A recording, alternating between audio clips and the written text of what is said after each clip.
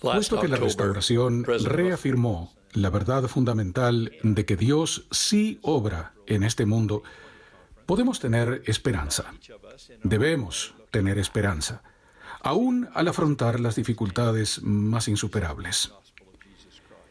El pasado mes de octubre, el presidente Russell M. Nelson nos invitó a prepararnos para esta conferencia de abril de 2020, echando una mirada en retrospectiva, para ver la majestuosidad de la mano de Dios al restaurar el Evangelio de Jesucristo. La hermana Holland y yo nos tomamos en serio aquella invitación profética. Imaginamos que vivíamos a principios del siglo XIX y que éramos contemporáneos de la familia de Joseph Smith, padre. Luego, imaginamos que contemplábamos las creencias religiosas de aquella época y nos preguntábamos, ¿qué falta en ellas? ¿Qué desearíamos tener? ¿Qué esperamos que Dios provea como respuesta a nuestros anhelos espirituales? Como resultado de ese gratificante ejercicio, nos dimos cuenta de que hace 2 siglos habríamos esperado fervorosamente la restauración de un concepto de Dios más verdadero y santo del que la mayoría de la gente de aquella época tenía, ya que a menudo él parecía estar oculto detrás de siglos de errores teológicos y malinterpretaciones eclesiásticas. Tomando prestada una frase de William Ellery Channing, una prominente figura religiosa de la época, habríamos buscado el carácter paterno de Dios, que Channing consideraba la primera gran doctrina del cristianismo.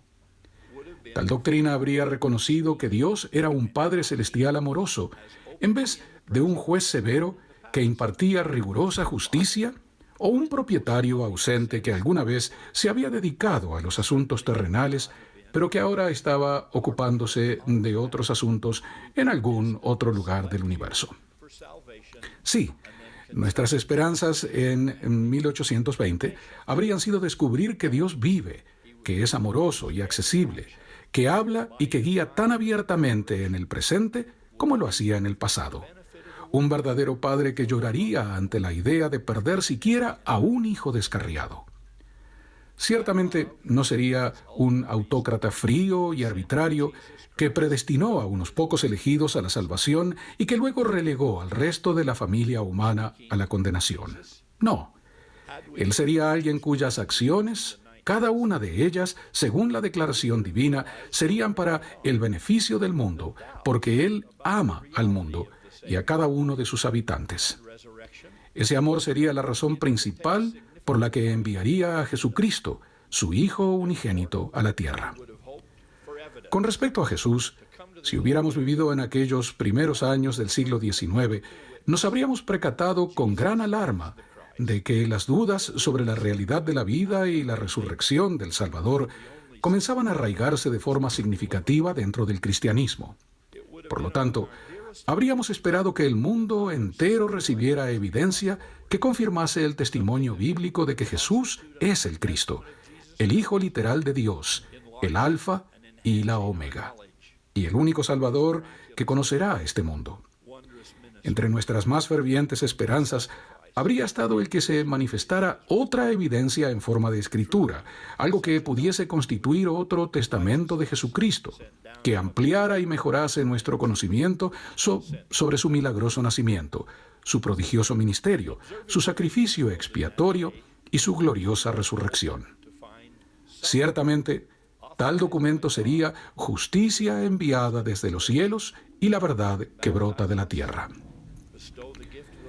Al observar el mundo cristiano de esos días, habríamos esperado hallar a alguien autorizado por Dios con la verdadera autoridad del sacerdocio que pudiese bautizarnos, conferir el don del Espíritu Santo y administrar todas las ordenanzas del Evangelio necesarias para la exaltación. En 1820, habríamos esperado ver el cumplimiento de las elocuentes promesas de Isaías, Miqueas y otros profetas antiguos en cuanto al regreso de la majestuosa casa del Señor.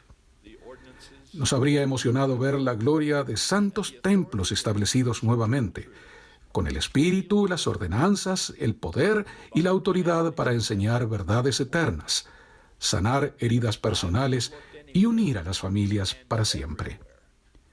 Yo habría buscado en todo lugar y en todas partes, hasta encontrar a alguien autorizado que nos dijese a mi amada Patricia y a mí que nuestro matrimonio en tal sitio estaba sellado por el tiempo y por toda la eternidad, para nunca oír la inquietante maldición de hasta que la muerte los separe.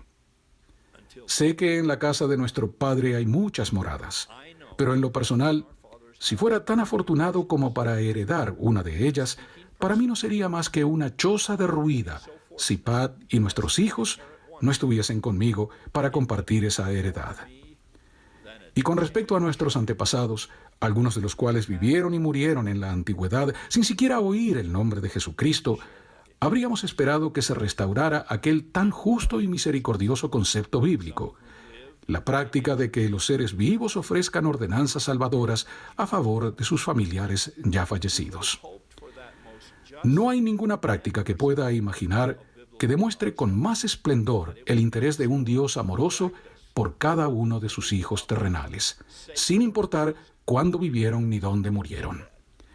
Ahora bien, nuestra lista de esperanzas de 1820 podría continuar, pero tal vez el mensaje más importante de la restauración es que dichas ordenanzas no habrían sido en vano. Comenzando con el evento en la Arboleda Sagrada y hasta la actualidad, esos deseos empezaron a volverse realidad y llegaron a ser, como el apóstol Pablo y otros enseñaron, verdades y verdaderas anclas para el alma, seguras y firmes. Lo que alguna vez fueron solo esperanzas, ahora son parte de la historia. Esta es nuestra mirada retrospectiva a la bondad de Dios para con el mundo en los pasados 200 años. Pero, ¿qué hay de nuestra mirada hacia el futuro? Todavía tenemos esperanzas que aún no se han cumplido. En este preciso momento, libramos una batalla que requiere que todos pongamos el hombro contra el COVID-19. Un solemne recordatorio de que un virus 100 veces más pequeño que un grano de arena puede subyugar a naciones y continentes y a las economías globales. Es más, aún esperamos un mundo libre del virus del hambre y de vecindarios y naciones libres del virus de la pobreza. Tenemos la esperanza de escuelas donde a los alumnos se les enseñe en vez de que se les dispare, y de dignidad personal para cada hijo de Dios, sin heridas de ninguna forma de prejuicios raciales, étnicos ni culturales. La columna vertebral de todo eso es nuestra esperanza incesante de una mayor devoción a los dos mandamientos más grandes. Primero, amar a Dios al seguir su consejo, y amar a nuestro prójimo al mostrar bondad y compasión, paciencia y perdón. Esas dos directivas divinas aún son, y por siempre serán, la única esperanza real que tenemos de brindar a nuestros hijos un mundo mejor que el que ahora ellos conocen. Además de estos deseos globales, muchos de los que hoy nos están viendo y escuchando tienen esperanzas muy personales. La esperanza de que su matrimonio mejore, o quizá de tan solo concretar matrimonio, contraerlo. La esperanza de superar una adicción, la esperanza de que un hijo descarriado regrese, la esperanza de que cesen los dolores físicos o emocionales que les aquejan. Puesto que la restauración reafirmó la verdad fundamental de que Dios sí obra en este mundo, podemos y debemos tener esperanza, aún al afrontar las dificultades más críticas. Eso es lo que significa el pasaje de las Escrituras que indica que Abraham pudo tener esperanza contra esperanza, es decir, pudo creer, a pesar de tener todos los motivos para no creer que él y Sara podrían concebir un hijo cuando eso parecía totalmente imposible. Por tanto, pregunto, si tantas de nuestras esperanzas de 1820 pudieron comenzar a cumplirse con un destello de luz divina dado a un simple muchacho arrodillado en una arboleda al norte del estado de Nueva York, ¿por qué no habríamos de esperar que el Dios de toda esperanza pueda responder una maravillosa y milagrosamente también los deseos rectos y los anhelos cristianos? Todos necesitamos creer que lo que deseamos en rectitud algún día, de alguna manera, aún puede ser nuestro. Hermanos y hermanas, sabemos cuáles fueron algunas de las deficiencias religiosas de comienzos del siglo XIX. Es más, sabemos de carencias religiosas que aún hoy en día no satisfacen el hambre ni la esperanza de algunas personas. Sabemos que varias de esas insatisfacciones alejan a algunos de las instituciones eclesiásticas tradicionales. También sabemos, como expresó un decepcionado escritor, que muchos líderes religiosos de la época parecen no tener idea de cómo abordar tal declive, por lo que responden con una sopa aguada de deísmo terapéutico, activismos simbólicos baratos, herejías cuidadosamente formuladas o a veces solo palabrerías carentes de inspiración. Y todo ello en un momento en que el mundo necesita mucho más, cuando la nueva generación merece mucho más y cuando en su época Jesús ofreció mucho más. Como discípulos de Cristo en nuestros días, podemos elevarnos por encima de aquellos israelitas de antaño que gimieron: nuestros huesos se secaron y pereció nuestra esperanza. Ciertamente, si al final perdemos la esperanza, perdemos nuestra última posesión sustentadora. Fue sobre la puerta misma del infierno que Dante escribió una advertencia para todos los que viajaban a través de su Divina Comedia. «Oh, los que entráis», dijo él, «dejad toda esperanza». Sin duda, cuando se pierde la esperanza, lo que nos queda es la llama del infierno ardiendo por doquier. Cuando estamos acorralados y, como dice el himno, el manto de la noche cae y todo cubrirá, entre nuestras virtudes más indispensables estará el preciso don de la esperanza, unido inseparablemente a nuestra fe en Dios y a nuestra caridad para con los demás.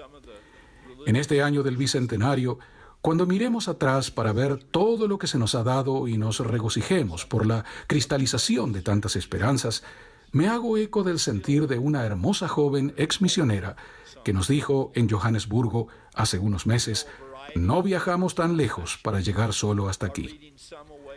Parafraseando uno de los discursos de despedida más inspiradores que se han registrado en las Escrituras, digo con el profeta Nefi y con esa joven hermana: «Amados hermanos y hermanas míos, después de haber recibido estos primeros frutos de la restauración, quisiera preguntar si ya quedó hecho todo.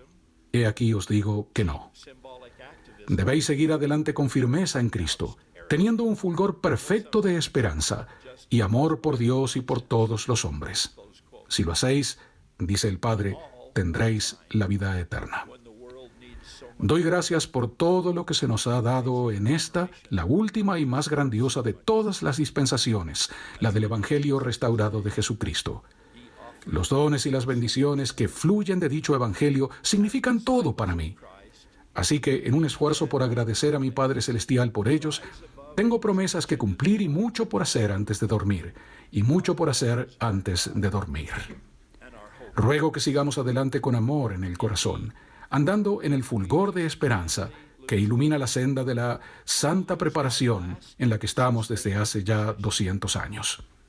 Testifico que el futuro estará tan colmado de milagros y de abundantes bendiciones como el pasado. Tenemos todos los motivos para esperar bendiciones aún mayores que las que ya hemos recibido, pues esta es la obra del Dios Todopoderoso. Esta es la Iglesia de la Revelación Continua, y este es el Evangelio de gracia y benevolencia ilimitadas. Testifico a todos de estas y más verdades, en el nombre de Jesucristo. Amén.